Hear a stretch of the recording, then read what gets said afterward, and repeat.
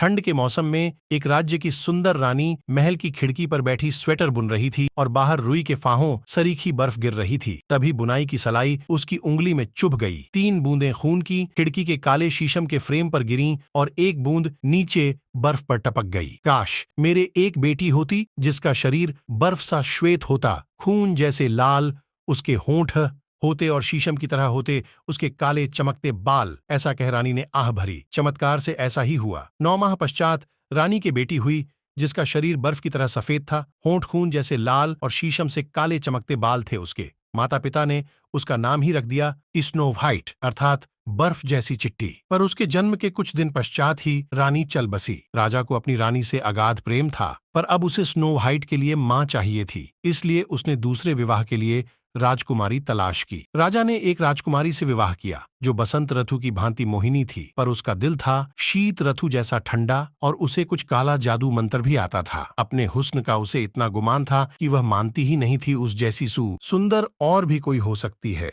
वह अपने साथ केवल सोने के फ्रेम में जड़ा एक जादुई दर्पण लाई थी।